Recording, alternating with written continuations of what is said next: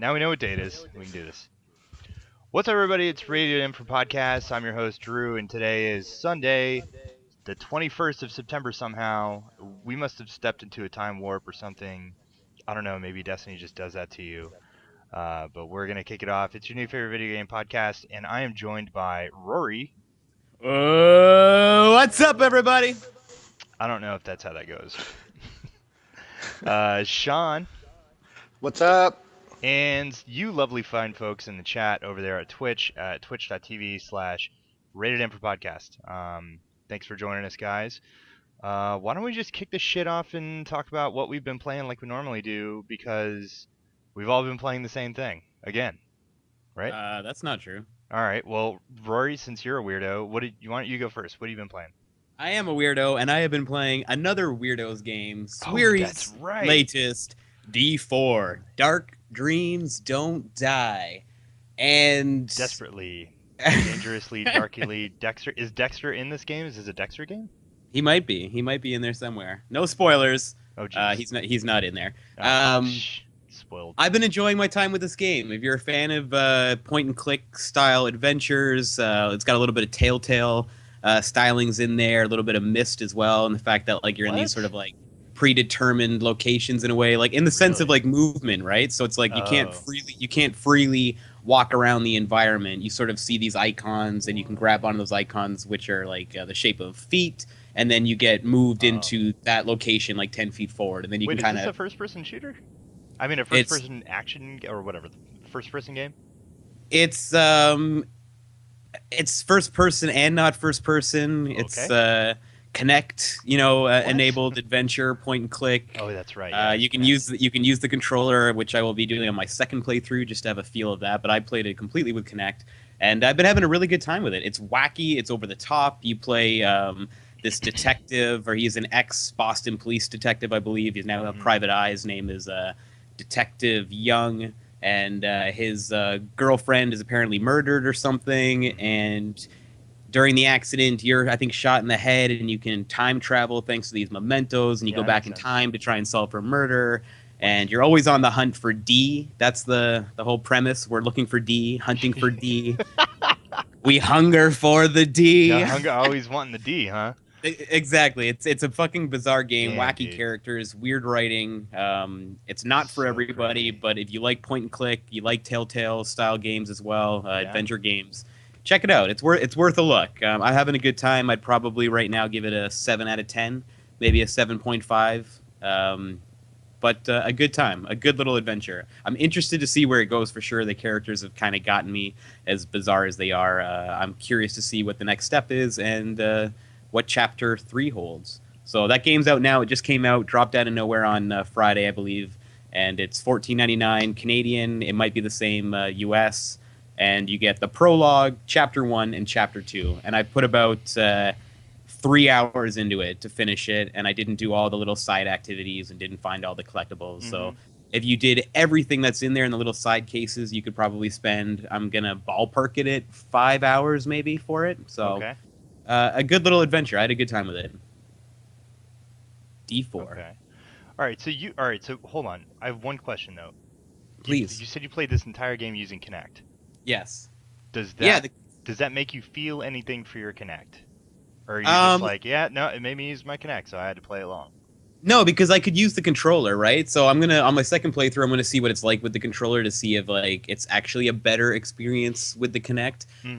But the Kinect worked pretty well. Sometimes I have problems because my legs are so long, my knees stick out farther than my hand, so I have to make sure that my hand is out farther than my other limbs so that, it doesn't get a little weirded out. You're a gorilla, man. What's wrong with you? It's crazy. But for the most part, the Kinect worked really well, and I thought the implementation of Kinect in this game was a lot of fun. Yeah. There's all these like interactive fights that kind of pop up throughout the game, and you have to sort of mimic like reaching out and choking guys or like smacking plates out of the way. Did you ask your girlfriend to like help you with that, with just the tactile sensation and stuff?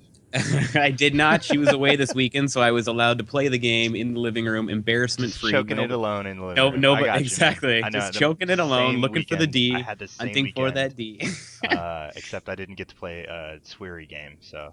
So it's worth looking out though, and the Kinect integration is solid. Like even you'll like investigate a table and there'll be a shot glass and some like liquor on it, and you'll like pour the bottle and you'll like throw your head back with your hand to take a shot. If you find fortune cookies, you have to like smash your hand down to like crack open the fortune cookie. Interesting. And it's all there's been some pretty responsive, pretty good for you.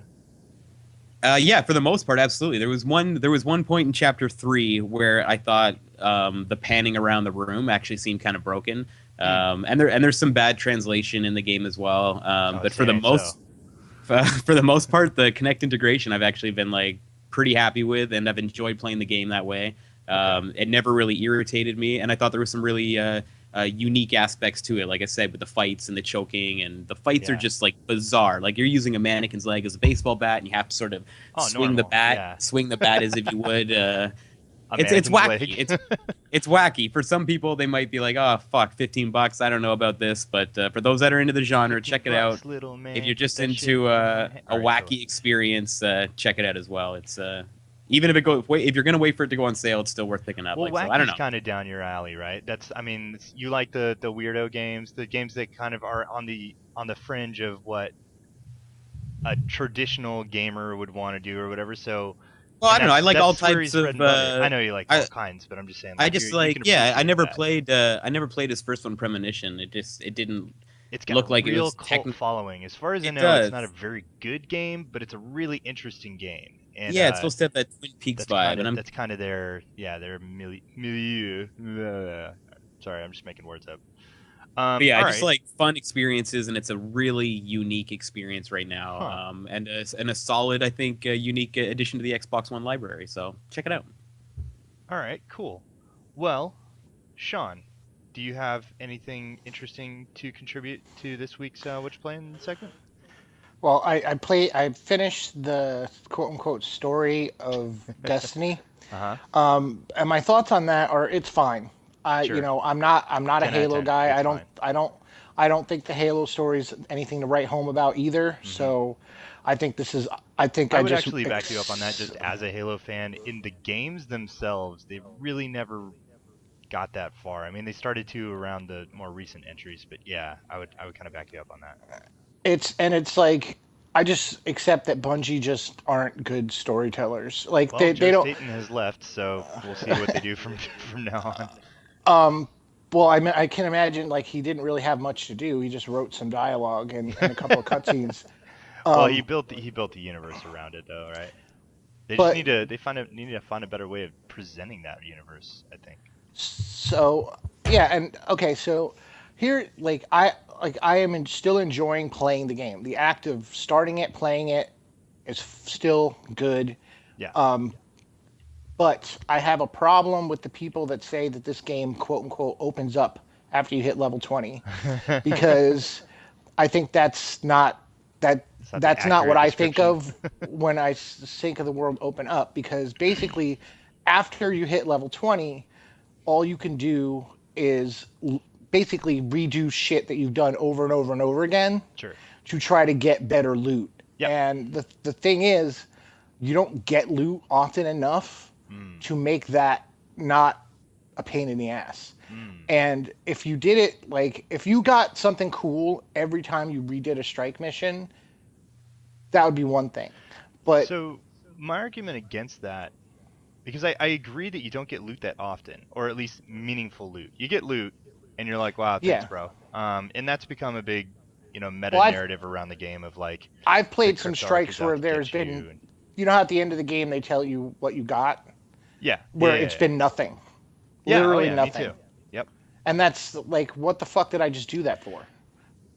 Because maybe you don't get up during the match, maybe. Yeah, but it wasn't even that. What I pick it up isn't that great. And the thing is with and I feel like there's artificial things in the game to try to entice you to keep playing. Like, for example, let me finish. Sure, please. Let me finish. Sorry. What examples are. For example, the Vanguard marks.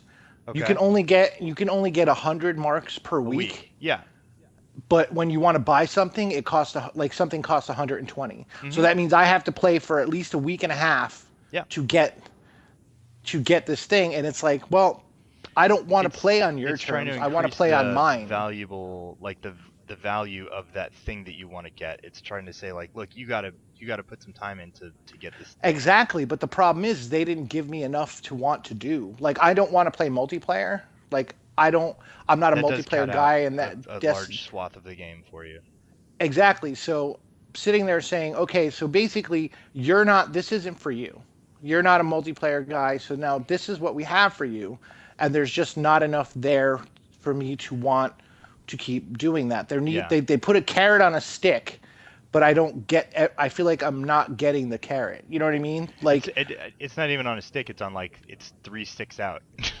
yeah, and don't get me wrong. I understand. I like grinding. I'm a grinder. I do that in Final Fantasy. Yeah, you're like, saying like old school there, RPGs and stuff. yeah, there's times where I'll spend literally a whole week just being like, this is what I'm doing to level up, but I'm leveling up. You know what I mean? Like I'm getting results by doing the grinding. This isn't giving me results. Like I'm getting motes of light, Yeah. which are currency that I can spend On the for that speaker guy who and- shows up once on in a the while speaker and the and speaker. Xur. Yeah. Yeah. And it's like, but the thing is, the inventory doesn't really rotate out enough for. So I look at it and go, well, none of this is really what I want to get, and so I don't know. It's just like I'm having a problem because I enjoy.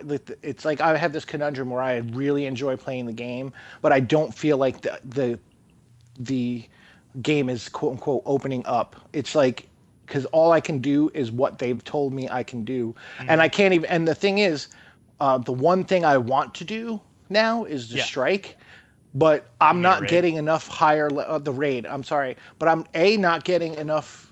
Light. Right. Gear You're not getting the gear to- with the light on it to level Yeah, up okay. to level up to 26, and then on top of that, I have to find 6 people who can commit to a couple hours or however long it is to do the raid. So that's another piece of content that is being closed off because of these artificial barriers. And Correct. Yeah, there's a lot of gates, right? There's a lot of barriers to entry for a lot of the activities that are in this game, and I think those gates put people in situations like what you're experiencing, and that is a lot of that's drawing the ire that you're seeing on the internet of people saying like, well, this game is nowhere near as big as people say it is, and it's not if you can't, accomplish the things you need to do to, I guess, see the goodies or get the stuff that you want. You know what I mean? Like, I have a team right now that I'm working on building a raiding team, and it might be a couple weeks before we even get a schedule down to do the raid, and maybe that raid comes and goes, and we have to wait for the next raid. Who knows? But it's work. You got to put work in to do this stuff, and not everybody wants to do that. I totally understand. And yeah, And here's- if multiplayer doesn't work for you, then you're missing out on all those drops. There's lots of great gear that comes out of the multiplayer specifically. There's a lot of because there's Crucible gear. There's actual gear that is considered Crucible gear, and you'll see it in the like I have a legendary secondary weapon that refers to the multiplayer itself. It says when this weapon spawns, so when you spawn and you have this weapon, there's an opportunity for it to have more ammo and just automatically, and that's strictly something that you'll see in the Crucible, not like it's not a reference to the actual game itself. So there's all of this gear that you're missing out on because you don't want to play the Crucible, and the game doesn't accommodate for that. Like it doesn't accommodate for you to not want that. So And here's the I thing. get that. Don't get me wrong. That's fine. If that's what they want you to play multiplayer and that's where you get it, that's fine. Yeah. I totally get that. It's just for me personally, I'm not going to play multiplayer, so I want to be able to play more stuff. And don't get me wrong, I can have fun playing strikes over and over and over again. Yeah. For some reason, I can do it, but I don't think that this is going to. And don't get me wrong, This is not me saying the game's bad. I still think it's an 8.5. I had a great time playing it. I still have a good time playing it. It's just I not just don't think rewarding you to continue doing what you're doing now. Yeah, I'm not. I don't know if I'm going to keep playing this like I had earlier anticipated. So let me But- pose this question to you. Let's say you've had your fill, right? There's games coming. There's stuff coming that's definitely going to be able to fill your time if Destiny's Yes. not doing it, not holding you out until Call of Duty. let's say DLC comes out in December. Are you going to come back and check that out? We got to imagine that this game is going to be patched and balanced and changed quite a bit by December, because there's PvE teams, PvP teams. Bungie knows how to segment that stuff up. So there's people out there hearing your concerns saying, all right, we want this guy to be happy, even if he doesn't want to do X, Y, and Z to play this game, or if he can't do, the raid. There's weekly nightfalls. Maybe they want to try to help you get to the point where you can do that, because that shit's level 28, and I'm a level 26, and it's hard for me. I, Like, and like are you no, hoping I that mean, those people lure you back, I guess, down the line? Hopefully. yeah, I mean, I'm a hard sell on DLC to begin with. Yeah, for sure. And Um, it's expensive. It's like $20 each. Yeah, so if that's not a significant because at the end of it, what are there 3 DLCs? There's This game two that costs we know of 60. that are coming right now. This game costs $60, Mm-hmm. and if you're gonna release 3 DLCs for $20 a piece, Yeah. there better be a whole nother game. I expect that there might be. We're looking So- at content this month that's actually opening up new areas. I would assume either that or just giving you new missions with the queen. That would be cool. And that's Like, all free, so that's pretty cool. I would totally be into like more story missions Mhm. that I could sit there and go, okay, this is a new mission. That is awesome. Even if that it's is go what here, I would kill like. this guy, the same. Yeah, routes that's of repeat fine. of the story That's mission, fine. right? I mean, Yeah. I get the loop and I like the loop. I don't Yeah. mind the loop, but it's just like doing the same missions over and over and over again to not get anything to level me up to level Mm-hmm. 24. I went from level 20 to 23 yesterday, which was awesome. And That I is was like, pretty good. awesome. So Yeah. then this morning I woke up and I did the 5 bounties that I had available, or 6 bounties that I had available. Yeah. And then I was just like, okay, now Now what? I'm just gonna go farm. Mhm. So I did that, and I got, so I got, it was so funny. I got a legendary engram, and I got a rare engram.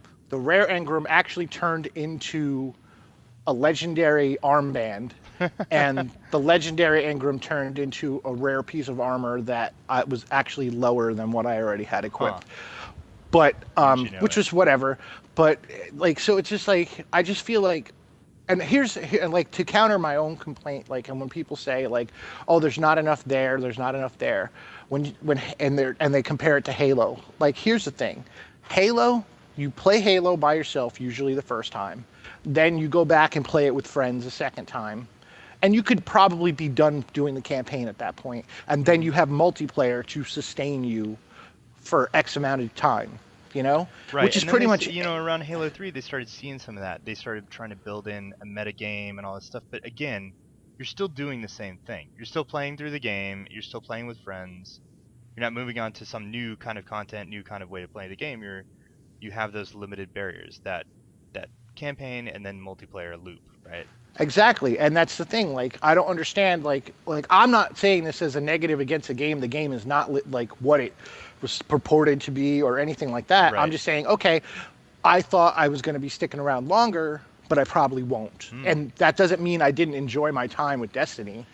I did, and I do, and I'm probably gonna play it every morning until I have something else I want to play. You know what I Yeah. mean? Like. Yeah. Even if it's just to do all the bounties first thing in the morning, Yeah. like just like something to get my Vanguard rank up, Because so I can get to rank 2. could change. That could change things for you. One day you wake up and you play the game, you turn in your bounties, and you get some exotic bounty, and that puts you on a path where you got to go fill that stuff out. Next thing you know, you're level like 27 or something. You're like, well, why don't I try out this Nightfall thing with a friend or whatever, and it could loop you back in. But yeah, I totally get that right now, especially with the amount that you have to play it. Like I think a lot of us, I've count myself within the quote unquote hardcore circle of people who are like have been yearning for this game, and it's completely hit it off for me. I'm totally addicted. Some of you guys are playing that game like you don't even have jobs, Dude, man. It's like, crazy. We really are, and like it's like, what are you what's guys doing? And yeah, it's like every it's- spare moment, Destiny. Yep, absolutely. And for putting that much time in, I'm getting a totally different experience out of it than you are, Sean. And I think that's also a part of it. This game might not be built very well for someone who doesn't have like dozens of hours a week to put into it, and that's also something that they need to consider. And it's hard to thread the needle there, where if you make it so that somebody doesn't put a ton of time in but still gets all the awesome legendary loot and all the fun stuff, then what do you do for the people who do want to put like tons of hours in? How do you make it so it's not just you're rolling in legendaries and you don't really care about them anymore? That's something that I saw Diablo go through a lot. And for me, my perspective is I totally get. I mean, I'm expecting like by the time December rolls along, people will be quote unquote coming back to Destiny. Oh, it's back, even though the game's been out like 2 months. I think people will be, it'll be like that instant WoW thing where there's an expansion for WoW and now people are coming back to it. Um, and so I expect like around November time frame when Call of Duty and Halo and stuff comes along, this game will probably cool off a lot, and I'm cool with that because you're either going to be in the camp that you're talking about where you just want to play it a little bit, and if that's not giving you what you need, then yeah, you're definitely going to roll along. Or you're in the camp that I'm in where you play it way too much. And like you can't compare I can't compare my experience to, like what Sean's got with it. It's just not reasonable. So it'll be interesting. I look forward to seeing how this progress goes. But why don't we move on? I We will have- I wanted to throw Oh, go one for it, thing man. out there real Yeah, I didn't quick. know I if just you forgot wanted to to talk mention about it. your time. It was just before we totally bounce off what you're playing. Yeah. A lot of people have been playing and raving about it, and I just want to agree with those people that have been raving about it. Forza Horizon 2 demo that Oh everybody's shit, that's playing. right. Yeah. I You put made a video. I put the whole demo up, at least a bunch of it. That is one of the most well put together, polished fucking demos I've ever seen ever Yeah, in it was my like Sex gaming on a Stick, history. man. I was watching that like, It's what is this? it's so Jesus. wonderfully done. It plays beautifully. It looks fantastic. Great variety. If that is any sort of indication of what we're going to get in the full game, if the full game is going to be that, but bigger and better, obviously it's going to be bigger. But if they can keep me entertained as much as that little slice did, that is going to be one hell of a phenomenal game for racing fans. I can't wait to see what that full retail release is like. So if you got an Xbox One and you're into car stuff and you haven't downloaded that demo yet, download it. Playing the hood cam or in the cockpit cam, smashing through fields with like zero visibility is an absolute rush. And I haven't had this much fun with a racing game for a long fucking time. So go play that demo. You won't be disappointed. Alrighty, cool. I do think I'm gonna check that out. At least the demo. The only real downside that I have with Destiny right now is it has completely ruined any other games coming out for the rest of the year besides Halo for me. Like I just can't get excited for anything else right now because I want to put so much time in this game. I'm enjoying it that much. I think obviously the other games that I plan on picking up, Far Cry and Assassin's Creed, I will obviously eventually pick up, but I don't think I might get them right away for financial and interest reasons. So I'm demos enjoying are Destiny, great. but there's no way I'm not like. Soon as the next game comes out, I want to play. Like I moved on. It'll be This- Horizon, it'll be Sunset, it'll be Master Chief, it'll be Alien Isolation. Like no game has been so good that I've been like, And I see, am might not gonna live- play I these might other live games I vicariously want. through Rory then. Like if you get Sunset and stuff like that, I'm gonna go watch you stream. Like I'm Oh, there's gonna, no way I'll have snap your Sunset. stream and play some Destiny while I watch. Yeah, I'm getting all those games through GameFly, but Far Dude, Cry. fuck this GameFly. Can I go off on this real quick? Hold on. Motherfuckers, I've tried so hard to love these guys and do this GameFly thing. Fuck, man. So You're doing it wrong. I put in the order and I wait for the game. How else do you do this? No, months ago, I wanted to do a segment for my blog called Second Opinion. So I got Rise, I got Tomb Raider. I was doing like these review things, and money wise, I just thought, you know what, right now it's just not. I need to back off, even though that doesn't make any sense now that I think about it because it's like $15 or something. But at the time, I was like, well, I'm not putting enough time into these games, or not foreseeing me being able to spend enough time on these games to keep renting them. So I'm gonna send this back. I cancel my service. I send back Tomb Raider. Like a week or two later, they email me saying we didn't get Tomb Raider. So I emailed them back saying like I sent it on this day or whatever. They emailed again saying we still haven't received Tomb Raider, and your thing is canceled, so you need to pay for it. So they charged me like $40-something, and then like a week or two later, I get an email saying we received Tomb Raider. Thank you very much, and then nothing. Like no, like oh, here's your reimburse, here's your money, or Well, you got to nothing. contact them because So I those, contact them, and they're just yeah, they like, don't. well, I don't know.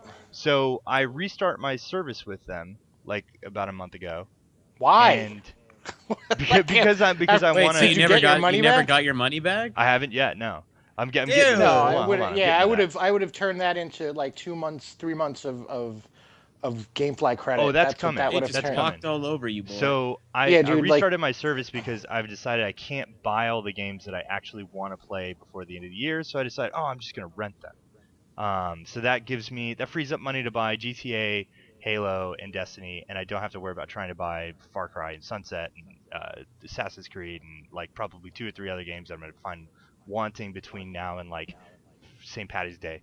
So I'm like, all right, I'm gonna restart the service. I'm gonna try this out and see how this goes.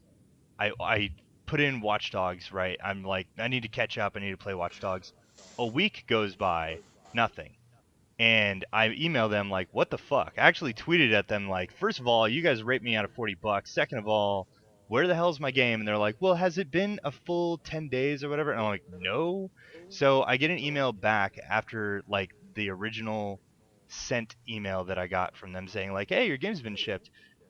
They said, it's been X amount of days since then. Have you received Watch Dogs? I email, fuck you, no, I have not received Watch Dogs. They send me a second Watch Dogs.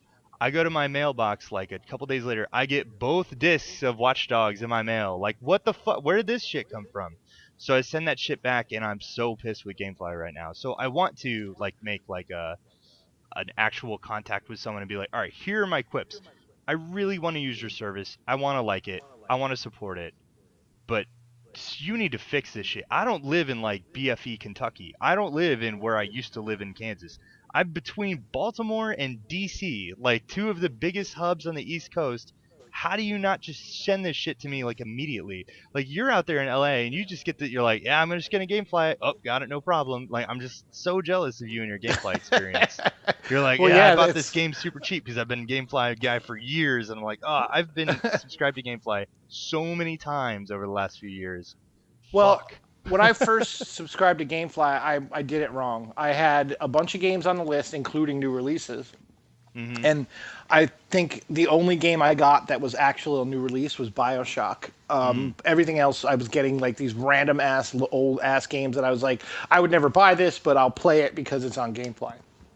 But when I restarted my account, I have only put new releases that are out, like that are coming, are far out. You know what I mean? Like, so I mean, I got Metro, Dying Light, The Last of Us, Bioshock Infinite, Infamous, like all these games week of release. The only 2 times I didn't get games week of release were Fuse and Metal Gear Ground Zeroes. And I think the reason why I didn't They get just didn't either get a one of lot of those, copies. yeah, they probably didn't get a lot of copies. That makes sense. So Okay. so, but I got Diablo week of release. I got Destiny week of release. I sent back Diablo. I'm probably gonna get.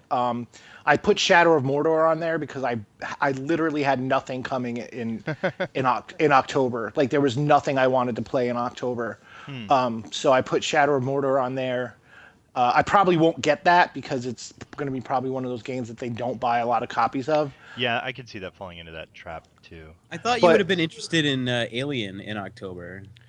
Not October, September. I'm sorry. Destiny is the only that comes out at Gotcha. the end of September. Yeah, that's what I I was don't. getting moved up. The thing, like Alien, it's one of those things where it's like, I want to play Alien, but I think I'd rather just buy that super cheap than because that comes out a you're not week. feeling the rush to play it. Yeah, and that comes out a week before The Evil Within, and I'm reviewing The Evil Within, so I have to have that. You know what I mean? Like I have to have that window and I have The Evil Within on my GameFly just in case I don't get a review copy. So I kind of don't want to have because then the week after that is like I forget like there's literally something coming out every single week and I get 2 games at a time Yeah. and I don't want to mess that up and miss something that I'm super excited for because I rented Alien. You know what I mean? Yeah. So it fucking me and GameFly need to sit down and have a chat. But yeah, Sorry, I didn't mean to launch into that, but that was fun. Why don't we get into news? That little bit of news that we have. And you sent it to me. I have all this stuff, but I think you know what's up. You know what we're gonna talk about. So I'm just gonna let Sean roll with the news stuff, whatever you want to get into, man. What did we have? Well, Xbox One in China and stuff. Yeah, I mean, we'll start with what I think is the smallest news, and then we'll go Okay. to the biggest no, news. that makes sense. This sounds small, big, but when I get down to what I'm narrowing it down to, TGS happened. Sony had another press conference. You know, it was a Japanese press conference, and they had very few Western announcements. The only thing I think that came out that they confirmed the release date for the United States for Bloodborne. I think it's February 6th. Right. Yeah, I knew there was something else that people were really excited about. But the big thing to me was they showed a full gameplay trailer of Final Fantasy 15. Yeah. And holy shit, that game looks incredible. Like, it doesn't even look like what they showed at E3 2 years ago. Yeah. Like, or a year and a half ago. It looks incredible. It's gorgeous. It's weird. It's Japanese. Like, I'm really, really excited for Final Fantasy 15. Cool, man. I saw a clip of it. I saw like the screenshot, and I was like, well, that looks ridiculous, because I thought that was CG. Nope. I think there is like hints throughout it. I think they cut to some of their like classic. Well, yeah, they cut CG to it, trailer. but the part where you're See, I haven't seen the gameplay part of it. Yeah, no, the gameplay stuff looks really fucking good. It does. And like Sean says, it looks a lot different than what we saw originally. And because it was sort of like what we saw originally was in like a city and smashing through a building and fighting alongside a wall. Whereas this is like out in the open wild, man. And there's these massive creatures. Blows my mind. I don't even know how that works in a Final Fantasy game. Like, it looks beautiful. It really does. It's really cool. Well, it's no longer turn-based. Yeah, you can see the real-time combat. It's real-time combat. I'm hoping it's more like Witcher and less like Kingdom Hearts. You know what I mean? Like, I'm hoping it's more like there's more strategy involved. It was funny when I saw it. It kind of reminded me. I mean, visually completely different, but just the way they were running around the battlefield, a little bit of what was the White Witch one that I played? Nico. Ni no Kuni. Yeah, thank you. Like, really enjoyed that one. But the battle system I quite like, because you would just be like running around the environment, timing everything out in real time. It was a good battle system. I'm hoping it's got that free running form to it like that. Metal Gear. Oh, and then there was the Metal Gear collection. I just want to say that Hideo Kojima is my favorite troll on the planet. He tease the Metal Gear and the best thing about his trolls is that when they're done, you're like, of course. Yeah, you're like, of course that's what it was. Of course, yeah. So, all right, so people, I missed this. So people listening probably have no fucking clue what you're talking about. So when you say Metal Gear collection, you of course mean all of the Metal Gear games coming to the Xbox One and PS4, right? That's what one would think. But apparently, Hideo Kojima has what most people would call a sense of humor. What? And he decided to announce the Metal Gear collection coming soon, and it turns out that it's not the Metal Gear collection of games, it's the Metal Gear collection of fashion accessories. Please tell me there's a cardboard box somewhere in there. Not that I know of, but there was a messenger bag, there was a scarf. I mean, I didn't really pay too much attention. All I needed was the punchline, and I was good. Like, That's so weird. Sean says that, but there's probably a scarf in the mail on its way. Oh yeah. Yeah, right. Because I'm a big scarf wearer. You were at my house when I'm wearing my t-shirt, my t-shirt, flip flops, and a scarf, man, and a cigarette hanging out your mouth. Yeah, and my gym shorts. Yep. But yeah, so that was like the things that are important to me. There's some cool the Final Fantasy Type Zeros coming out to Vita and PS4. I'm looking forward to that because I like Final Fantasies. I'll give that a shot. And then sticking on that side of the globe, Xbox One was supposed to come out on Tuesday in China, and it got delayed on Friday. They still maintain that it's coming out. Kids are fucking pissed right now. before the holiday end, right? It's coming out this holiday. Yeah, they said before the end of the year it's coming out. I didn't have a chance to look at it, but someone linked to a Kotaku article that had a bunch of are you sitting down? Chinese exclusives for the What? Xbox One. Wait, So what? there's like an MMO coming out for the Xbox One in China. So like Are there's these new releases? Drew, I Yeah. think we saw a video. Didn't you share a video with the Rated M group? Then we watched some of it, and it was like that. Oh, They shit, described it that's as right. Gears of War, but it clearly Yeah. was not like Gears of War. But that was a Chinese exclusive, I think, over-the-shoulder shooter game. I forgot about that. Okay. Yeah, had a little bit of a okay. Lost Planet vibe. I could see. All right, I can see that. I'm wondering if some of the I could see China not wanting new IP. As silly as that sounds, like I see them not wanting that at all. And So being even like, with this "Give us delay, the though, this mobile is game." going to be the first. Even with this delay, Xbox One's still going to be the first console since the ban was lifted, right? Like when it hits. as far as I know. Yeah, I mean, I don't think unless PS4 is gonna like swoop that. They're gonna be like, all right, cool, go for it, Microsoft. Yeah. We're good. We got everybody else. Okay. Well, those guys in China, they waited a very long time. I'm sure they're disappointed, but I think a couple more months, I think they'll survive. Man, I'm curious to see how this goes. I'm just curious. Like it's like morbid curiosity. I'm just curious to see if like China just blows up and they become hardcore, get like gamer, culture, like Well, I can imagine there's a They lot are. of people that are Well, interested in picking this up, but I don't know what there's a huge gamer culture over there. It's I mean, just I know different. that it's there. I know it exists, but I'm saying like I wonder if it blossoms under this new world where you have legit consoles that aren't like made by some backwards reverse engineering of the actual consoles and ported in. I wonder It's how going to be that's fun to gonna watch, turn. but I Yeah. think it's going to launch well, man. Like not I think from obviously a business like perspective, yeah, it'll be really interesting to see. the population is just so fucking huge too. It's such a huge pool. And Yeah, they've if been you just get a starving percent, for like a tiny percent, something like this. you like triple your. Microsoft could triple their sales if they get a good foothold there. Shouldn't They be too did. I hard. can't remember. I saw some write up, and I'll try and like look it up after the show. But they were basically saying that if Microsoft was able to get like 0.5 of the market or just 1% of Yeah, the yeah. market, that they would just like absolutely kill it. So it's Yeah. gonna be interesting to see. Well, does anybody know what Microsoft's presence in China is? Is Windows a thing out there? Like, I mean, did we know? That's what I I'd wonder. They imagine must have so. access to PCs, right? Like it's not Yeah, like I mean, PC computers gaming that is they- huge over there. Yeah. And Legit unless PC gaming or I pirate mean, PC gaming?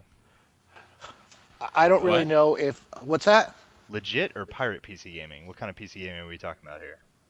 If okay, Like Steam is I Steam don't big out there? I don't need the game on a PC. How that game gets on their PC is not my concern. Fair enough. I'm just saying that they play their video games on a PC. True that. True story. So there is a huge gamer culture over there. Hmm. If there is a demand for, I'm curious just because I have no idea.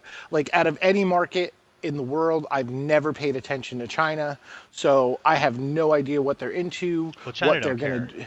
I mean, But- we know that. China don't care, but you know what I mean. So I don't like. I'm very curious to see. I was really excited for the launch next week. I'm disappointed just out of my need for knowledge. You know what I mean? Like my For sure. desire to see how things go down and stuff like that. So Yeah, and the implication of like what Rory's saying, like, watch this accidentally become like a huge move for, I mean, not accidentally, but just like by dumb luck that people really grasp onto the Xbox One in China, and then all of a sudden the Xbox One is like this global market leader, and everybody's just scratching their heads. Everybody's like, what the fuck? Who knew China wanted this thing? I don't know. I just think this is like the general curiosity of people too, where it's just like they haven't had like a legitimized product of that sort in so long. So it's like it's here. Anybody with like disposable income that's into that stuff, they're already playing PC stuff. Maybe they're just gonna be like, it's this great, cool new toy that they haven't been even allowed to purchase, and now they Mhm. are. Yeah, that's So I could another, just see a lot of that's another people part just of it. I think that's like, the part yes, that I everybody's can get this. like banking on. Just the fact that it's been forbidden fruit for so long, and they've been Exactly. getting the knockoffs, and now they're getting the real deal, and the new real deal. Like, this is a perfect time. If any, I'm sure this is all went into the business decision, blah blah blah. But this is the perfect time to open up into a new market like China, and at the beginning of a console cycle, and not even just at the launch, but at the like, okay, now these consoles are starting to kind of, get settled in, and people are comfortable with them, and they're used to them, and you're not having to explain. No, it's the Xbox One. It's the new one. It's not the original. They didn't re-release the original Xbox. This is the new one. It's just called the Xbox One. Yeah, it's stupid. Don't worry about it. Just buy it. Play the game. Say what you want about fucking Sony, but at least they fucking understand sequence. Like, god damn it. I don't know. It's not a number. It's the word one, so it has a different meaning, right? Age ain't nothing but a number. But you don't. Here's the thing, Rory. When you say Xbox One, I don't hear Xbox ONE. I hear Xbox number one. No, he hears That's- Xbox. Yeah, I One. don't. I You hear live in what its Southern actual California. name You is. hear I Xbox hear what its One. Well, you do actual because name you've is seen designed. because you've seen it. But when you're Yeah, not, but when you're trying to explain that to somebody who doesn't understand how this shit I've never. Well, works, it's a That's the bone, thing. man. I've If you never sit had to there- explain it to anybody. Anybody that's asked that doesn't know consoles, and the people that I've talked to personally, and I'm like, and I mentioned Xbox One. Nobody has ever, because they don't know this as well, like you say, to begin with. So nobody's gone like, oh, it's the first Xbox. Like they've kind of heard of like the Xbox brand in a sense too. It's like there was Xbox, there's Xbox 360, and then there's Xbox One, and it says right on the box, the Yeah, but all-in-one. regardless, entertainment there- system. Yeah, but regardless again, of whether or not this they is get a confused, conversation. I think they could be like, well, that's dumb. Why would they name it that? I've Well, never it- heard it- that from anybody other than like the gaming community. Mm. Really, like I've never heard Interesting. anybody outside be Well, like, "That's a here's the dumb thing, name." Like when And again, it's not when you're looking at the box. It's not like a numerical thing either. But Just you're like, looking at that's exactly you keep giving that thing where you're reading it. But when you're saying it out loud to someone, again, I've done this before because I've talked to my mom and I told her I want an Xbox One, and she just thinks one Xbox should rule them all, and I had one and I should never need another one. So Oh, right, explaining yeah. her She's the like, "You already the have whole one." all this stuff, where if you sit there and say, oh, I'm getting a PlayStation 4, she knows I got a PlayStation 3. This is the new one. Hmm. Like the same thing with the Wii, where everyone was confused because the Wii and then the Wii U. What is Oh, the yeah. Wii U? Is it? I guess I give people way too much credit. It's No, just yeah, like You to do. Me, it's, This is a to very me, true it's statement. to me, it's totally like a non-issue, and it's like I Rory, kinda like have the you ever name. worked? Have you ever worked at a video game store? No, Don't just do hung, it. hung in It's the hung in worst. and around them a lot growing Yeah. up. Totally different ball game when you're on the other side True trying story. to sell someone a console. people are dumb. It is. It's you get people that come in there that I are worked at dumb and they're Blockbuster like, for years. Does that count? Kinda. I They'll- mean, sorta. I think There's Best Buy people- would be closer to a.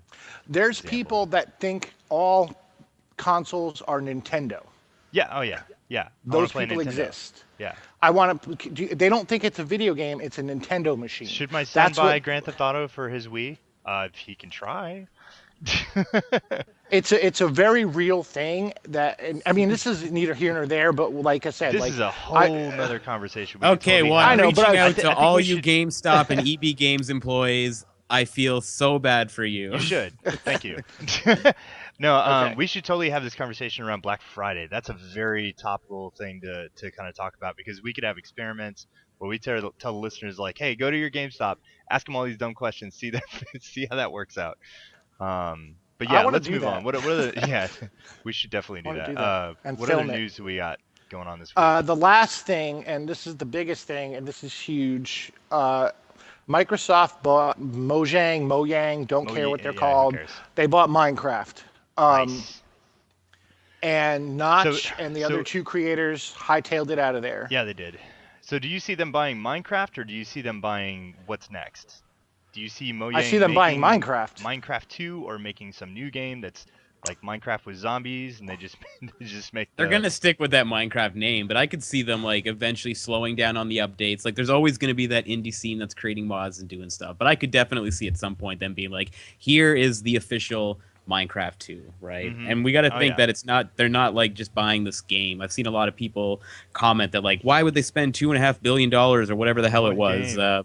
on one game? And it's like, it's not That- one game. They're buying this crazy like phenomenon of a property It's that like they could when, like mass so- produce into all kinds of things. It's not on the same level, but there was I can't remember if it was Nintendo or Sony, but somebody bought the company that was contracted out to design the Xbox 360 controller. And they weren't buying it so that they could make an Xbox 360 controller, obviously. They were buying it so that you have these people with this cred and you've seen them, they're proven, they've made this kind of product before. That's a little different though, because they were contracted to manufacture something. This was something that was started by three guys and blew up into a phenomenon. True story. The thing is, Mojang has tried to release things since Minecraft released, and Scrolls, right? nobody knows about them or talks about them because they were never successful. So it's very easy for somebody to sit there and say, why are they buying Minecraft? Mm-hmm. And the thing is, like, I'm of two minds. I get why they're doing it. I get why they're it's a short-term investment or long-term investment. They're going to make their money back on their investment.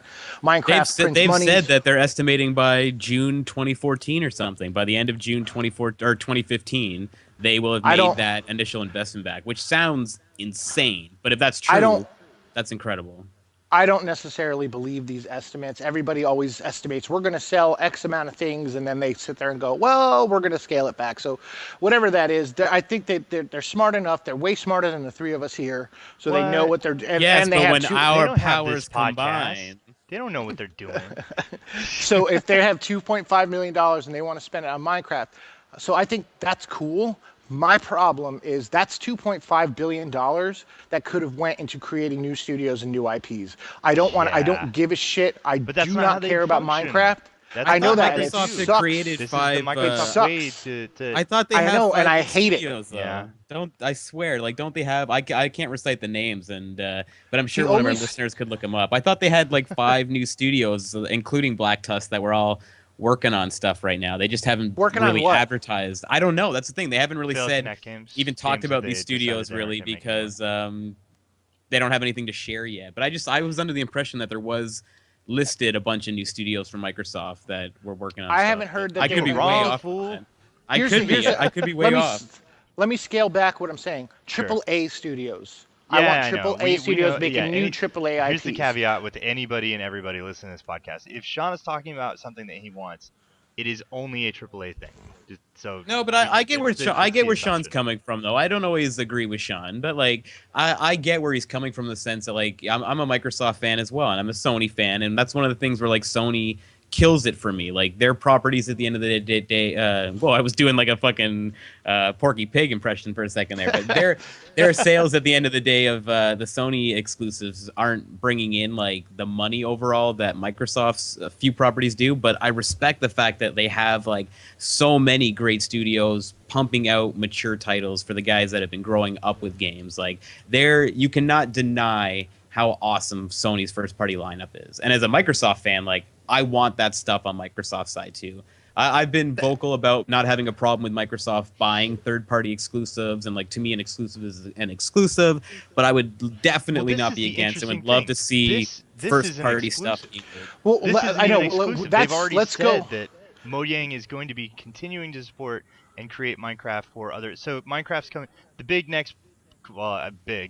next thing that Minecraft needs to be on that it isn't on yet is the Vita, and all Vita owners and all Sony fans have been waiting for this moment. Greg Miller has been very loud about this, and he's a very influential person on the internet. So people are really backing up on Vita on Minecraft as like, man, this could be another great wave of sales for Minecraft and players that want to take Minecraft on the go, because Minecraft on mobile is not exactly what it's all cracked out to be. So that's still going to happen apparently. Yeah, which is awesome. That's a totally different. Awesome.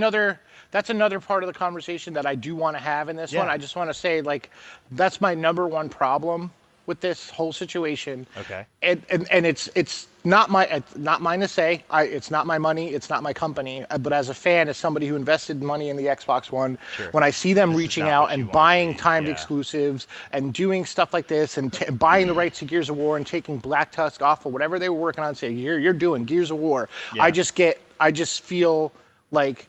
You feel like you're missing out on that thing that could have existed.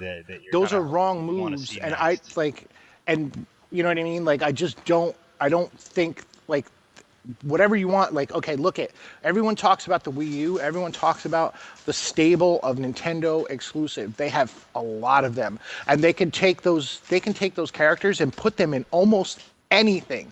You know what I mean? Yep. Like they could take Mario and put him in a golf game or put him in a racing game or put him in a doctor game or like whatever they want to do. They have these properties they can do and do that. Obviously, like Mario's more of a cartoony kid, family-friendly character. Mario Simulator. So it goes, they have a Super Mario, make your own Super Mario game coming out, Mario Maker. Yeah. So, you know what I mean? So they have a lot of things that, you know, there's a new Zelda game coming out and Zelda can always expand on what the systems were before, and they always do this. Sony does it too. Sony will take risks and put out games that they don't always take off, but some of them do. And they take huge risks with games like Heavy Rain and Beyond Two Souls and Just you know, anything like by that studio. yeah, anything by Quantic Dream, and you're gonna get it. And then you have Until Dawn, and then you have them. No, they haven't. But then they do. You know, you got Bloodborne, you got Ratchet and Clank, you got Uncharted, you got this whole breadth. So land this plane. What do you want to see? You just want new. I want more new IPs. Shiny, I don't want a new specifically Halo. AAA. I don't want a new Gears. I want to see something new, like Scalebound and like Quantum Break is my like bastion of light in the tunnel where I'm like, well, hopefully that's awesome because that's the only exclusive that right now that I've heard that I want to see. That's not another iteration of something that they've been doing for 10 years. So why don't I ask this then? What we want from what does everybody want from Nintendo? They want them to make. I want something Nintendo new. to make a They better want them, platform. They want them to move on and make something new, or stop fucking around with their platforms and get better third-party support and become, you know, on toe-to-toe with, you know, the other boxes.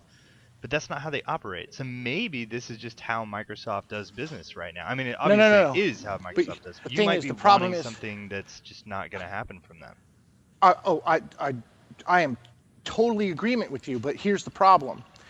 That's not the way Nintendo operates. They're not selling very well. This is how Microsoft operates. They're not selling very well. This is the way Sony operates. They're selling very well. There's a clear thing where you look and go, exclusives. These console systems. Well, Microsoft though just to throw the the wheel into that wrench into the wheel a little bit on that is that they poorly. They're just they're still selling. They're still sale. selling. Yeah, like as far as like history of console goes, like they're selling really well, and they're still Okay, let me- 60. They're just getting. They're trunks. not. Let me clear that up. When was the last time they said that? I don't know. I'm just assuming that the numbers are still like tracking higher overall. Timeout. Okay, see, I did a bit of research the other day. He does. And this. It's good that he does. It's good that he does. So, in August, Microsoft updated Xbox Wire and said something about their Upload Studio, and they said over 5 million Xbox One users have used Upload Studio. Then they went and retracted that and changed it to millions of Xbox One. This was in August. This was last month. So they retracted 5 million because they have not sold 5 million. By this time last year in September, which is Q2. Or they were using the 5 million number because they had sold 5 million, but they realized it was a lie in the sense that not all 5 million had used Upload Studio. No, but the over 5 million, maybe that's true, maybe that's not. Depends on your definition of the word is. Well, here's the thing. When you look at and this is online, I found this too. If you look at where the Xbox 360 was at this point in Q2 in September, they had worldwide sold 5.6 million Xbox 360 units. Microsoft has not said that they are outpacing 360 in a very, very long time. Were they in the same amount of markets at that time too? Like, did Xbox 360 have more markets at that point of time, or was it the same? It probably did, but they're not using that language anymore. So if they're not if they were only in 13 markets and they're using the language of we're outpacing the Xbox 360, then clearly they're selling more. Even though it was worldwide, they're selling more. So now they're not using that language anymore because now they're at a point where that time in the previous generation, after 10 months, they had sold 5.6 million Xbox 360s. They haven't sold as many Xbox Ones anymore. And the language is, we've sold twice as much. In June, they said we sold twice as much as we did in May. This month, I saw that article. Yeah. they said we sold twice as much as we did the month before. Now, the and the PS4 sold, I think, this was in USA. This is the PS4, I think, sold 164,000 units in the month of July, and they're the number one console. So that means Xbox sold less than 164 units because they're not the number one. Yeah. So if they're not the number one, and June sold, and July they sold twice as much as they did in June. In June they sold twice as much as the Xbox One did deductive in shit May. that you do to figure out the truth here. Like I do. I don't understand though. I mean, I get that it's fascinating, but I don't understand what it all boils down to. Like, what it boils down cares? to is that what do you? I care, first of all. So when you say who cares, Yeah. that's me. I am falling into who. But when I guess I'm just the talking about, poorly. Like, I still don't. Even if it is like factually like dipping, it's not quite keeping up pace the last couple of months. Like, Okay, it's but not wait, selling but- poorly. here's the thing. As of right now, Xbox One is in third place, Sure. behind the Wii U. Right now, the problem Given is the Wii that, U's over a year head start, though, Sure. too, right? Yes. No, and I'm not denying that. But here's the problem, and this is back to what my original statement was. Sony takes more risk, and they put out more. They have more exclusives. People want the exclusives to go with the third-party games. And the thing is, whatever Microsoft is doing, maybe this will change in March. I mean, not March, in November when Master Chief Collection comes out. Maybe in late next month when Sunset Overdrive comes out. But people want exclusives, and having more opportunities and covering a wider breadth of exclusives is more appealing to people than only having just your exclusives and no third-party support, and just buying third-party exclusives and not showing what you did. The original Xbox had a ton of great exclusives, and they were third-party exclusives, Yeah, but it they really were did. only available on Xbox.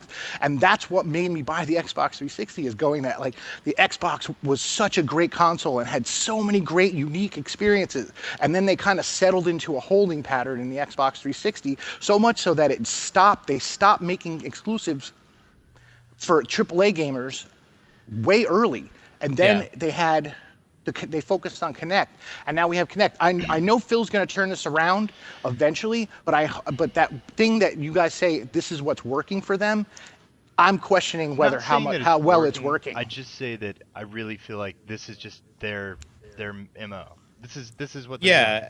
And at the end of the And- day, and I'm too, we not- got to yeah, look I'm not like saying that this is they're like, delivering "Oh, more. man, don't just hang in there. This is gonna be great. They'll be fine. Like, yeah, They're might have- delivering want more them to be exclusives, fine. though, right? Aren't they delivering more exclusives right now on Xbox One? Like, I haven't looked at all the numbers, and we don't know what's really going to come in Well, after. Why don't we caveat This that? holiday, Why yes. don't we Later caveat end? that with AAA, because PlayStation's doing a great job of locking down all these indie games, and rather than worrying about them being fully exclusive, they just get the game comes out originally on this platform, and then you have like hundreds of titles on the blah blah blah, even though Yeah. 30 of them are crappy. You don't want to play any of Well, them. this all I- spawned out of the Minecraft thing. I just want to say too, though, like Yeah, we gotta Minecraft, like guys. watch like the language as we always do now with these companies, and they're talking, and Phil was saying, Microsoft saying like Minecraft will always be across all platforms, but who's to say that when they finally do the numerical like Minecraft 2, they don't Doesn't continue come doing to other platforms. Exactly. It comes to Right. PC like Windows and Xbox, and then they continue though to support and keep servers open for years to come for the Minecraft and let the community keep building. So Minecraft does stay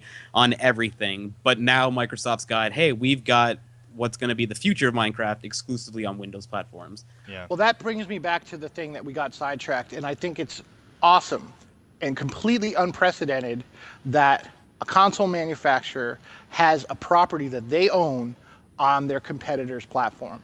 That is unprecedented. That is awesome. That is something that I hope I would like to see continue with games that I a give a shit trend. about. Yeah.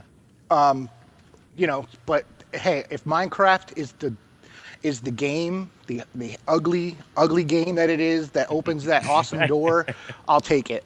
Yeah. Well, you can see it, right? You can see it in the future, 10, 15 years from now, whatever it might be, that like we don't really have hardware in the way that we do now, right? And these guys all become service providers and software providers in a sense, and everything's streamed like to our TVs and our smart TVs, and we just download stuff right into hard drives attached to that. And we don't really have these boxes anymore. We don't have a Microsoft box. We don't have a Sony box.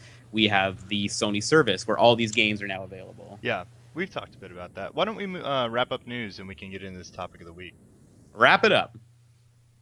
I do think it's interesting that the Minecraft stuff. I wanted to say there was one more piece that we had.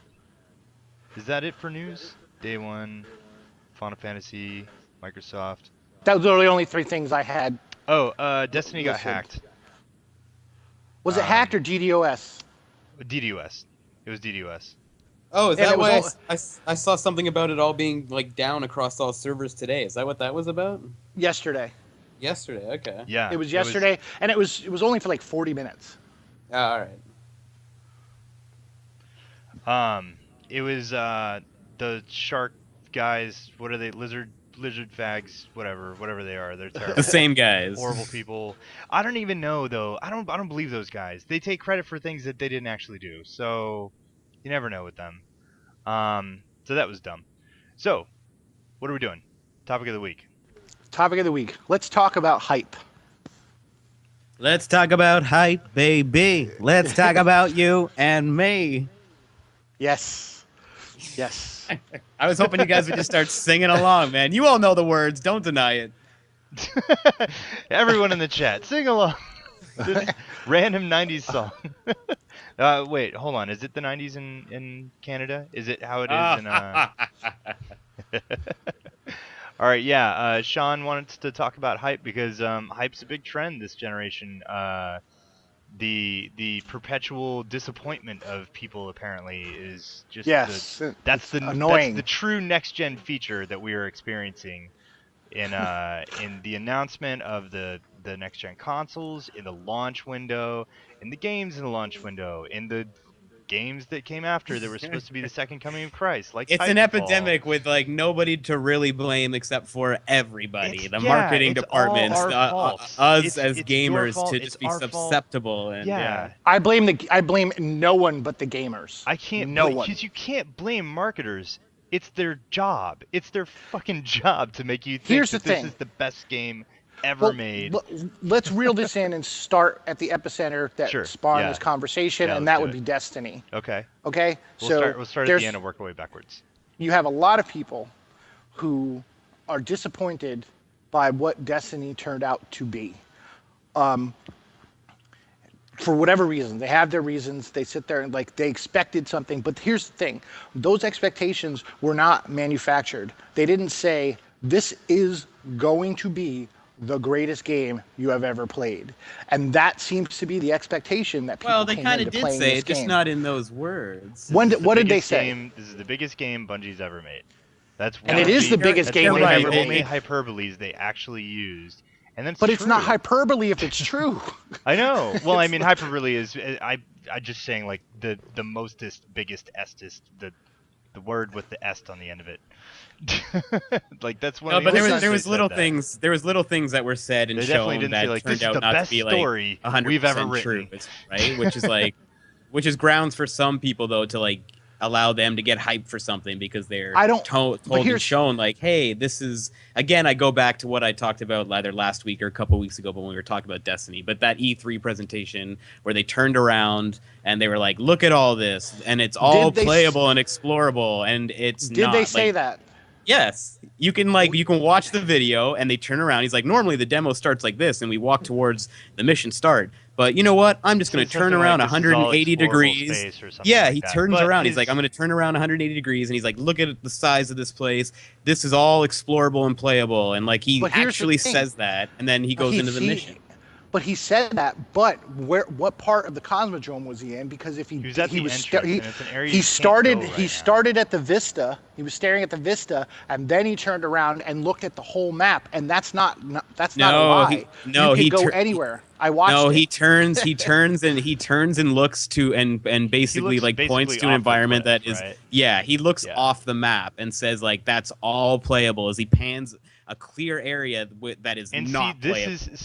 This is to kind of keep it on point here. This is the problem. Like people take the things that people say and just extrapolate and assume based off of what they say that well then I will go do that. Really, in that demo specifically, he turns around and looks. What he's looking at is not a skybox. That's all like place. That's all place. There's just nothing there.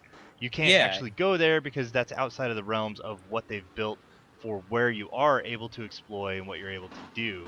Exactly, And, it's built geometry there, but right. You know, he's like that. But he people says see like that it's and they all go, explorable. oh, well, then I should be able to fucking, do whatever the hell I want in this game. And like, well, yeah, if this game was the do whatever the hell you want game, then yeah, sure. But it's I think when people Rory, see when was the something last like time that, you, though, Rory, I think let me ask you a question. Yeah. When was the last time you saw that presentation? 2 weeks ago, like right before we did the last podcast, so that I could make sure I was up to date and correct in what I imagined I heard all those months ago. And he says you can go anywhere. I think he says that. I think I can't remember what exactly he says. I think he says what? Yes, that's all explorable and something like that. He definitely explorable, and he's right that you can go there, but you're not going to because in the final build they didn't put anything there.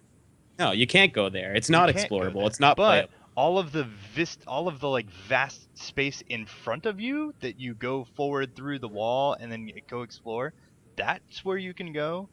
Of course, but when you drop off a cliff and go fucking run through a bunch of but that's the whole thing, right? It's not like it's a misunderstanding on viewers' parts. It was like the beginning of the demo, and they're about to walk in the same way that they've shown everybody, which is that big, massive, deep. You go into the dark area, your ghost lights it up, you get all the open space after. To change things but up it's not exactly. He says, "I'm going to look over here."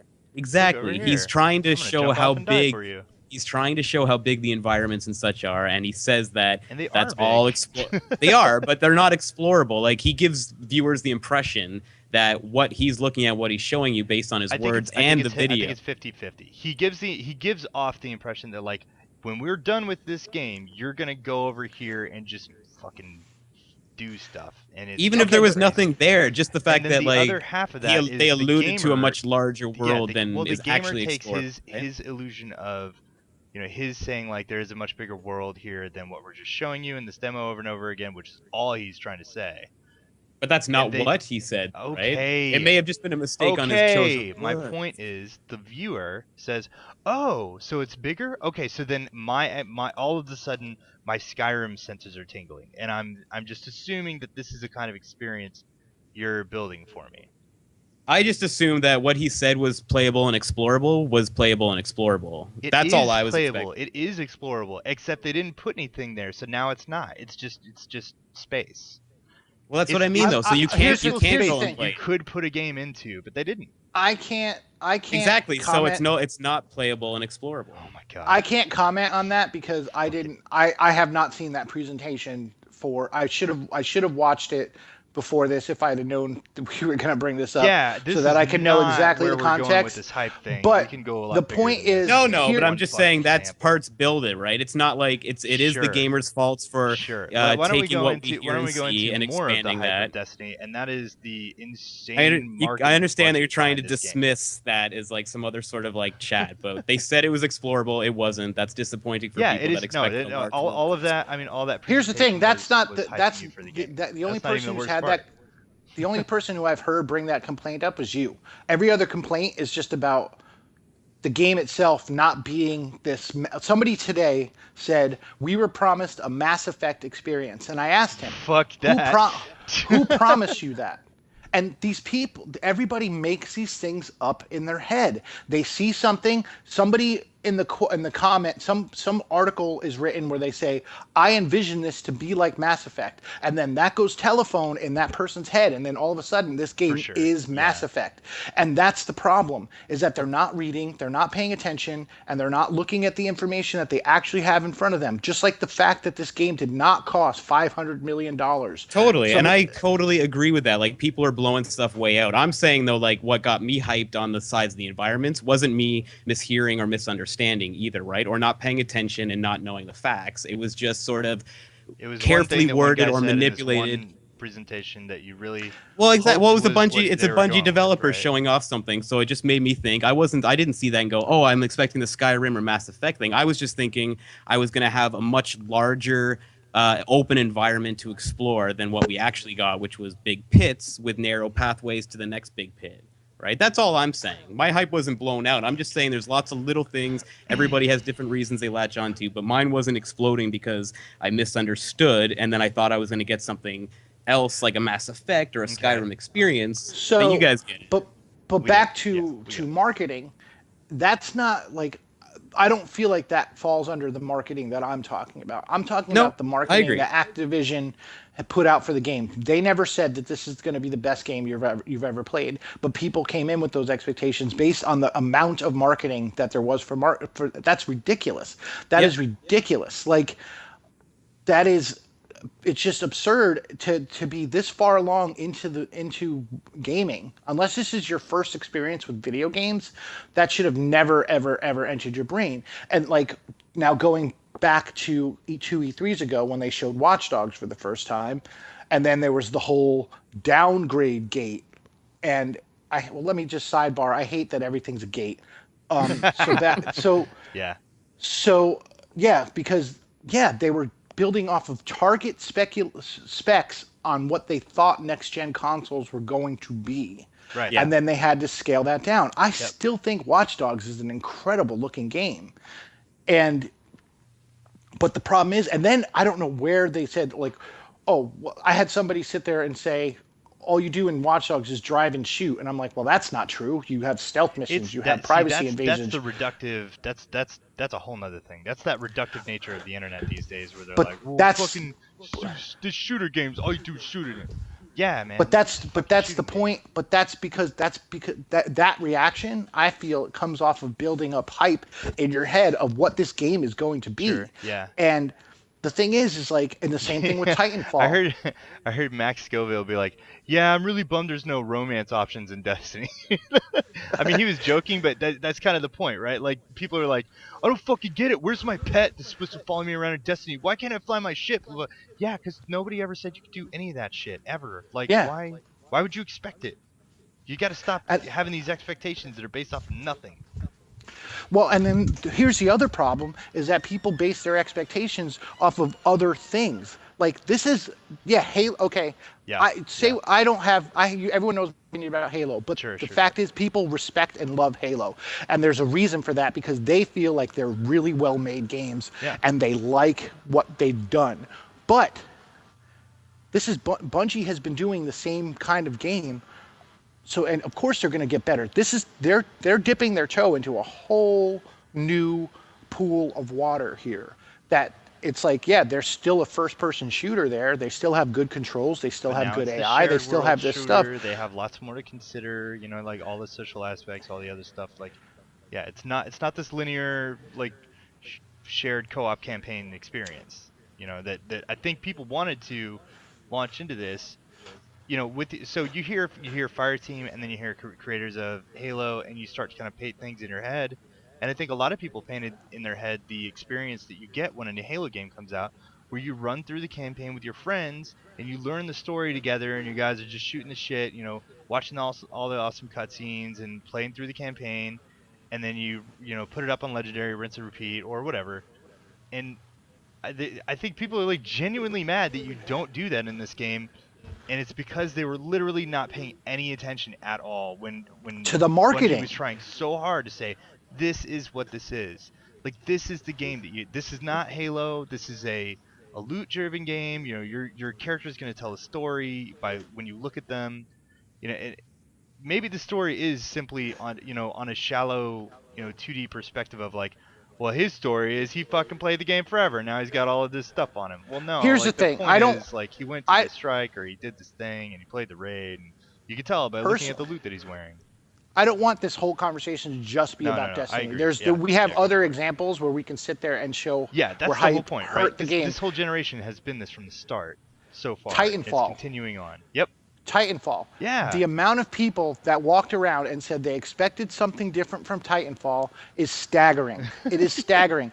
All the information, the way the campaign was going to be played, the way the amount of content you were going to get, the way the gameplay loop was, like all that stuff was explained in detail. The number one thing was the campaign. Everyone's like, well, that campaign was shit. I expected something bigger, and I was like, dude, they said you're going to get a cutscene to explain the context of the conflict that you are about to have, and then it's gonna end. That's it. That's all you're gonna get. And it's so we're talking about hype here, right? And what's one of the biggest things about these games? One of the most obvious likenesses of all these games is the marketing. The company, all right. So marketing companies for video games have really learned their shit. They are honing their craft. The Titanfall trailer with the live action Titanfall, the Watch Dogs trailers, the Watch Dogs viral campaigns, all the coverage, the Destiny live action trailer that popped right before the game came out. Like, all of this stuff is doing a great job of hitting such a wide market. I mean, even a wider market than these games have any right being attached to. You know, like Destiny is a pretty specific game, even though it's rated T for teens, so anybody can play it, and it's a shooter, so it's going to translate really well. This is kind of a specific game. I mean, it's not something that's going to apply to everybody, but the marketing does a great job of attracting everyone. So when you get this large swath of people, you're going to get people who don't fucking know anything about this game other than he saw that cool trailer and he knows all of his friends are playing it. And then because of that, they build in their heads oh, this must be the thing. This is the game. So this game's going to do everything I'd ever wanted to do. Like, when you go to buy Watch Dogs, if you're some uninformed person who's buying in on the hype, you're like, oh, okay, so this is going to be Grand Theft Auto. And then you start playing the game and you're like, this is nothing like Grand Theft Auto. Well, yeah, because it's not fucking Grand Theft Auto. And I think that's a big part of the hype machine here is and that's marketing the thing, has really nailed it. Before we went live, we talked about how we wanted to stick to this generation, but it still applies even last generation. Sure. Look at Grand Theft Auto 4. How many people walk around saying Grand Theft Auto 4 was one of the worst games in the series? I personally disagree. Oh, yeah. I think it's I think it's one of the best games in the series. But the problem is that they bring in all this outside information and all this extraneous, arbitrary information and thoughts that they have, and then if that thing doesn't fill up doesn't match their expectations that they've artificially built in their head, be it the game that came before it, be it the Titanfall, one trailer, for example, really, really, really good. Going back to Titanfall, hold up real quick. Yeah, no, go ahead, man. Sorry, the people who complain about Titanfall's lack of content, what are they comparing it to? They're comparing it to the 8th iteration of Call of Duty, the 4th iteration of Battlefield. This is the first iteration of Titanfall. Go back and look at the tiny team. Go back and look at the first iteration of Battlefield. Go and look at the first iteration of Call of Duty. The content was much smaller than what it is now. They have things and systems and all this stuff to build on. You can't expect these guys to build that from the ground up and build off of that. And the thing is, did the game do what it was supposed to do? Are the mechanics good? Is it fun to play? Does it do these things really well? Yes. Now, with a game like Destiny, you can sit there and go, okay, their mechanics are really good. This is really good. The story's a little you can play around in that stuff, but it's still the first iteration of Destiny. It doesn't matter what came before it. You know what I mean? It doesn't matter what their legacy is. This is their new game. This is why I said they're dipping their toe in the water for the first time, and that's what people do to fucking. A lot of these games that we're talking about right now, a lot of the hype, it is the beginning of a new generation, but these are also new IPs, and people are setting expectations for new IPs that are just out of this world. Like, when was the last time the first game in an entire franchise was like, oh, it nailed it? Like, maybe BioShock, but even BioShock people didn't anticipate like this. Like, how in the world are you think of a couple. Sit here and anticipate? I can think of a couple. But what I'm saying is, like, how could you build that up and then ever be satisfied? How could you ever be like, there's definitely small things that could have been done in the game design to alleviate some of the disappointment upon playing it for a lot of people, though, right? Like just the fact that, like, when you start a different mission on each planet, like, you start in the exact same place as well, and like we have this like open area, so like why not start somewhere else in that open world on our way to the second mission? And there's lots of little design things that are kind of like a little bit lacking in my opinion. But the point is the hype train, the hype world here that we're talking about puts people's expectations to places that just don't make any sense. And here's it's like me with every Batman movie that comes out. My hype level is like the Batman. This is the one.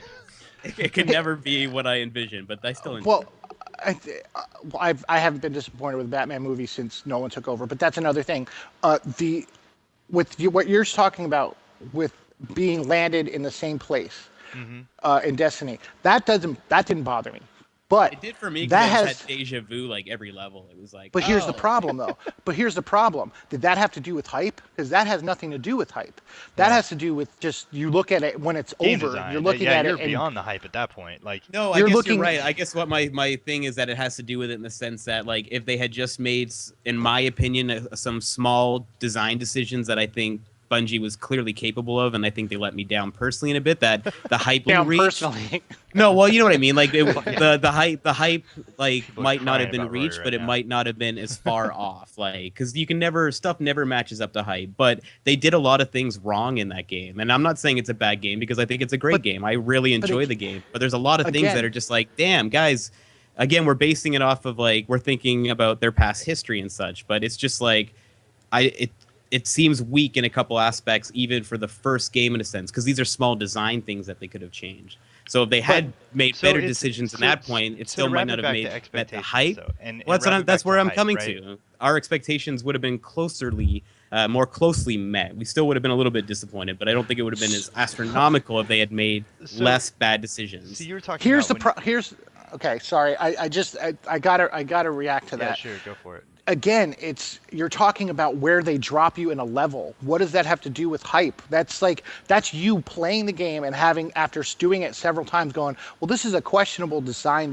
No, I'm just saying decision. it. I'm saying I'm relating it in the hype back to hype in the sense that like hype wouldn't have been met, but our hype comes Would from that a have place changed again it? because well, no, it would have though because people would have been still disappointed, but maybe less disappointed if what was there was what Bungie They is capable expected. of doing.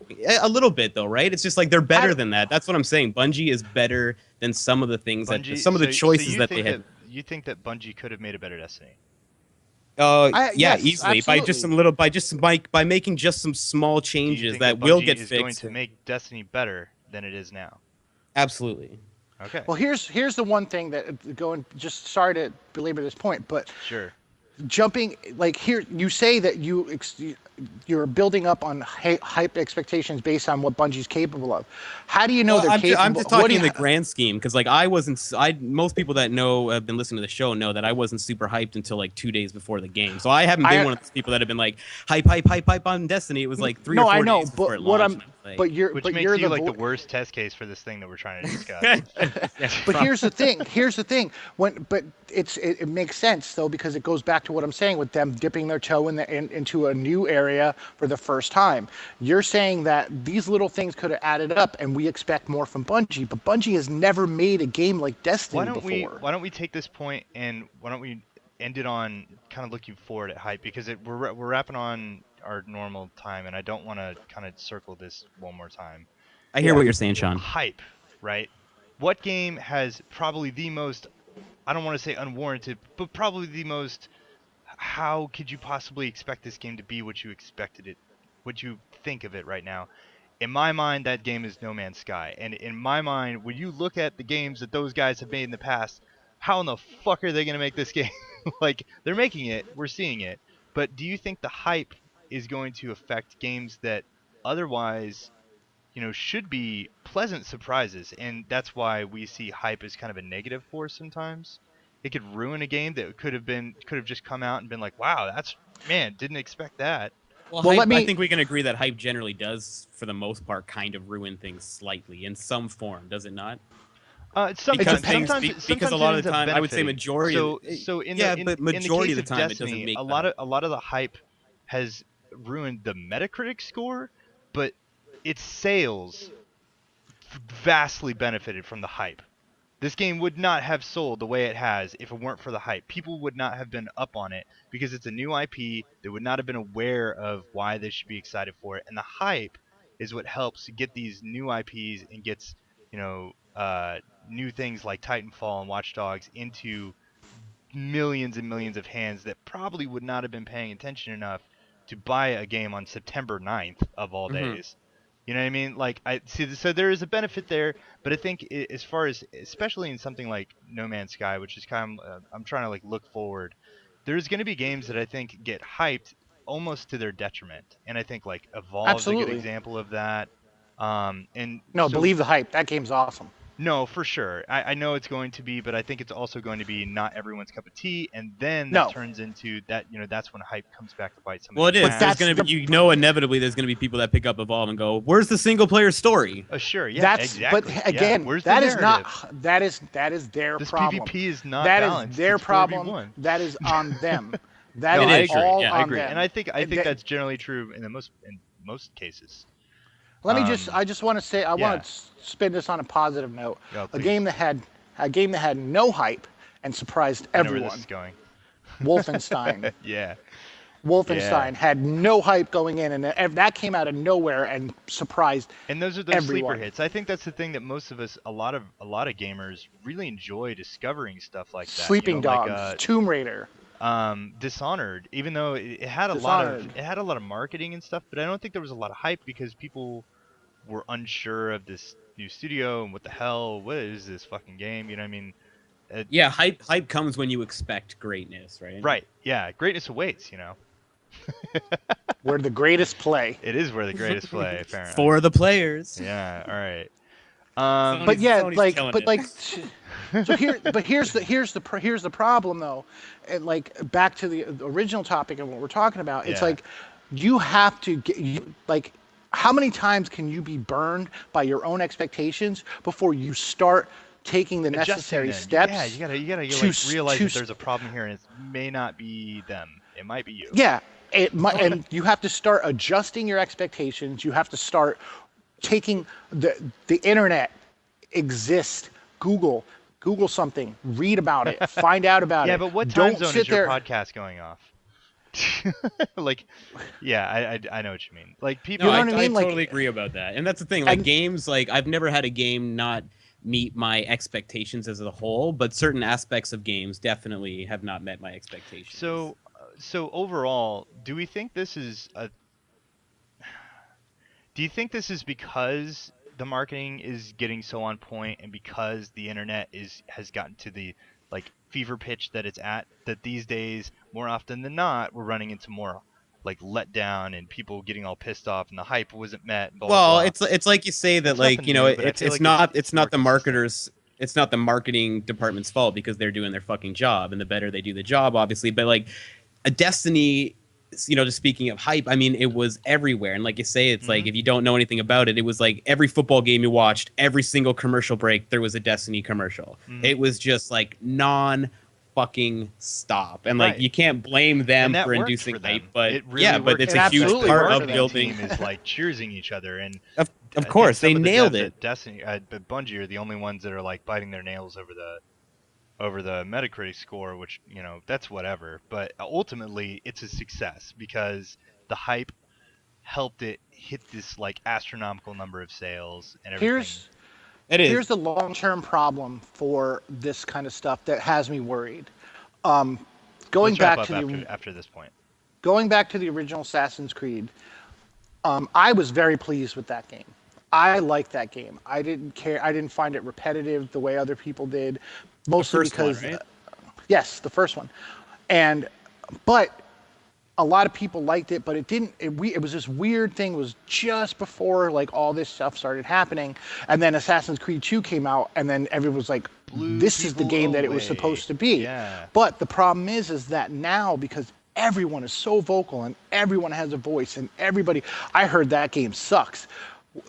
Like, well, Who I told you that? guarantee you that exactly. They're gonna be like, I heard Destiny sucked, and I'm like, well, who told you that? And what did they tell you? You know what I mean? So it's now the problem is that now Destiny 2, which I don't know if you guys listened to any of the podcasts this week, but there's I'm so far Vince behind. Ingenito and all them said there's going to be no Destiny 2. They're just going to build off of this, which I think is That nonsense. yeah, that's a misnomer. I like Destiny that makes 2 sense in the design of this game, but it's just not going to happen. Like Destiny Activision wouldn't do 2 that.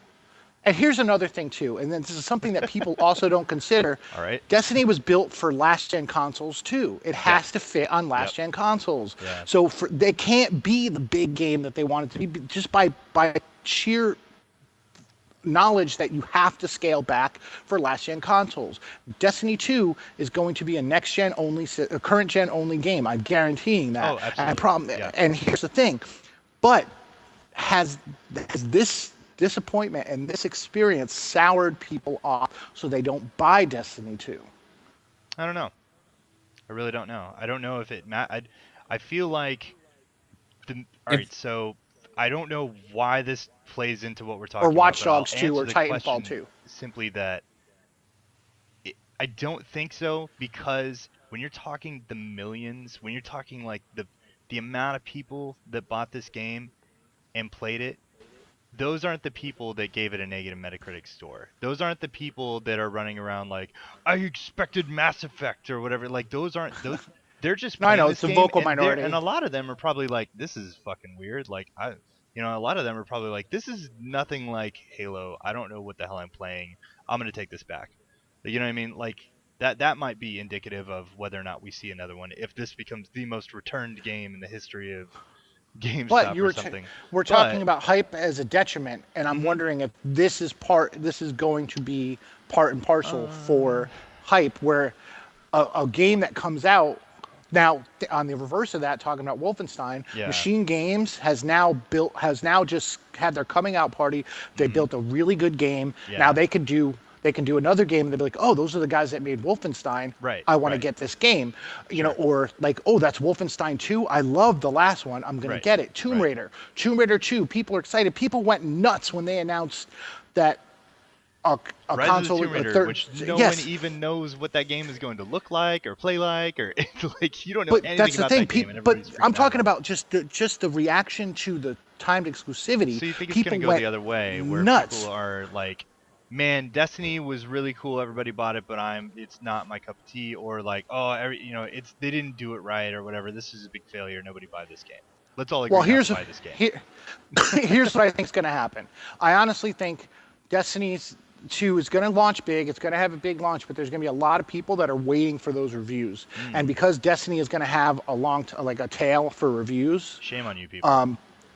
what's going to happen is, but hopefully the next one gets a 96 Metascore, and then everyone goes, So you're oh, saying okay, so they Assassin's Creed fixed 2 all the happens to problems. Yes, so that's what I'm hoping. That is a common thing. So to kind of wrap this up, I think that this generation, we're going to see hype magnified because of the amount of integration of social media and blah blah blah. This generation, it's in there so much more solid than it was at the beginning of the last generation and throughout the first half of the last generation. The social network and the Well, you used to be able to go a day ubiquity and of it'd be easy to miss the hype, right? Now we're just Yeah. so fucking we're so connected now that it doesn't matter where you are in public, what you're doing, your phone is buzzing, somebody's talking about it, I you think hear it's it. a big part of how games live or die, and I think it's just another reason why, so like community management, social media, all that stuff is becoming more and more of like must have for your game and your title and your company and stuff like that. Like Deej is a huge factor of like how people see this game. Words that he has said, like the weekly update and all that stuff for this game, has really affected a larger like population than any of the previous Halo weekly updates or any of the stuff that when Deej actually worked at Bungie to make Halo games and stuff like that. Like, because social media grabs every word in every clip in every presentation and every snapshot and screenshot and like leak at GameStop or something like that, and it's all out there instantly and it's all in your face all the time. And so pleasant surprises like Portal and BioShock and Mass Effect and things that actually live up to this like little bit that you might know about this game, I think are going to kind of fall by the wayside. And so you're going to have something like No Man's Sky. No Man's Sky should have been this indie game that came out on the PS4 and blew everyone's minds. It could be an indie game that comes out on the PS4 and blows everyone's minds, but now people have expectations beyond most games for this game. Like, people think that this game is going to be something that changes the way people view games and make games forever. And this game is like should not have that much pressure on it. It does not deserve that to have that much expectation and hype and stuff. Not because it's not going to be that good, but because for what it is on paper, you shouldn't like. It's too late for this game. It needs to either be Half-Life 3 or it's too late. You know what I mean? It's going to be some kind of letdown, and it doesn't deserve that. You know, Destiny 2 doesn't deserve people to be like, I don't know, man. The last game got this Metacritic or whatever. You know, like that doesn't deserve that. So here's the world we live in now. It's really crazy. Here's the next game. I think like No Man's Sky. Yes, you make a very good point. That is probably the most hyped game that is like on the close horizon. That's actually happening. That isn't Half-Life 3. But the other game that like I'm cautiously optimistic about now. Metal Gear Solid. No. Far Cry. No. The Division. Assassin's Creed. Oh yes, the Division. Yes, the Ubisoft three-peat of having a game that looks like it's going to be the best game ever, and then it might come out and might not be. Here's the thing. I have yet to buy a Ubisoft game that I've been excited for and been disappointed. Actually, that's not true. I was disappointed with Rainbow Six Vegas 2. But since that then, was because which was a long time ago. Yes, but Assassin's Creed 2, Assassin's Creed Brotherhood, I love them. I didn't play Assassin's Creed 3. I played Assassin's Creed 4, loved it. Far Cry, awesome. Far Cry 2, awesome. Far Cry 3 was awesome. Like, so Splinter Cells, like Ghost Recon, they have made games that I have loved. Mm-hmm. So I'm hoping that this carries on that tradition. Yeah. But I fear for the game itself because I think every time it comes out and is shown, people are like, "Oh my god!" And like, "Yes, this game looks great, but I feel like you might put too many exclamation marks at the end of your text to your friend when you see this game." Too many games are the second coming of Christ these days. That's one of the thing. Who said that? That's the trend of everybody. That's the whole point of this segment. That has gone already too long. And these people always sit there and go, okay, they made it seem like it was the second coming of Christ. And I'm no, like, they didn't. Have you ever heard somebody talk about the second coming of Christ? Because it doesn't sound anything like the hype for a video game. Like, at all. So when Christ is coming and we know he's coming, are we like, man, they're talking about him like he's Watch Dogs? But here's the thing, like, if you don't want this to be the second coming of Christ, because that means the rapture is happening. Rapture. All right, guys, I think that's it. We're done. I'm pulling the plug. This podcast did not live up to the hype that I gave it for this week. And bullshit. 10 out of 10. Apologize. It was because our developers. Well, 11 out of 10. We shouldn't have told listeners that this whole podcast was going to be fully explorable, and then when 11 it out of actually 10 went live, it Rory, wasn't true. All we needed to let them know is that you're fully explorable, and it already would have been just too much for people to handle. I am fully explorable, for the record, viewers. All right. Well, thanks everybody for tuning in over at Twitch, twitch.tv/RatedM for podcast, and thank you everybody for downloading this and listening to it or checking out wherever you are. Please shoot us a rating over on iTunes.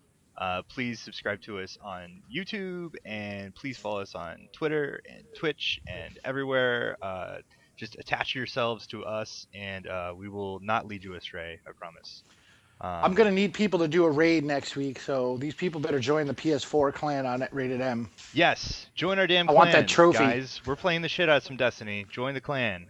We have clans, guilds. We up in Diablo and World of Warcraft, and we're going to have something in whatever they call it in the Division. I'm calling it a unit. That's an inside joke. So I'm going to end this with go listen to Smartwatch Pod. It will be on iTunes soon. I'm working on that, but go search Smartwatch Podcast on YouTube and listen to them. It's a Division focused podcast. Obviously, there's not that much Division out there, but they're really cool gang of guys, and you might enjoy them if you enjoy this show. And they got a great banner, man. Dude, I know, right? They got some cool right? stuff. Like Caleb's got it going on. I might tap him for some help with this Rated M stuff, because some joker made our Rated M logo a long time ago and it's never been improved upon since, so we'll have to fix that. No, I'm just kidding. So thanks everybody, we will see you guys next week. Yeah, we love you. Later. Jackson, by the way. Thank you. Later.